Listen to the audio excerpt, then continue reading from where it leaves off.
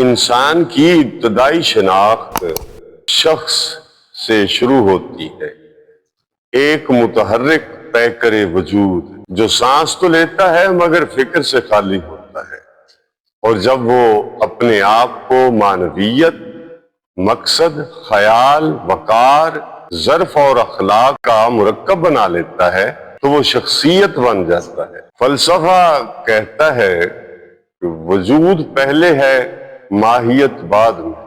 سقراط کے مطابق خود کو پہچاننا ہی شخصیت کی معراج ہے۔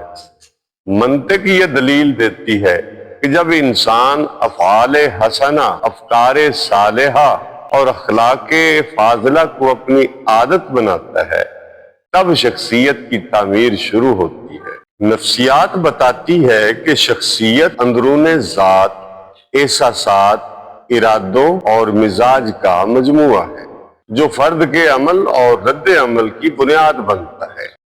شخص عادات رکھتا ہے، شخصیت اصول۔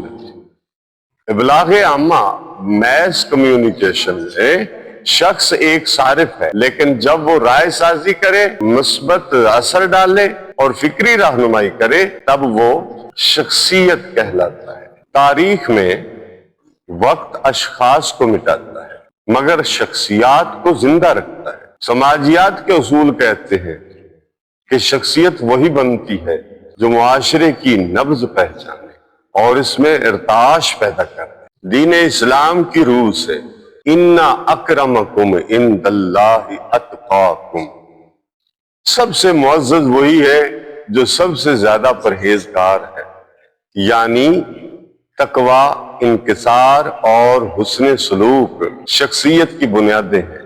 یعنی لقد کان لکم فی رسول اللہ اسوۃ حسنہ، یقیناً تمہارے لیے رسول اللہ صلی اللہ علیہ وآلہ وسلم کی ذات میں بہترین نمونہ موجود ہے۔ اللہ اکبر۔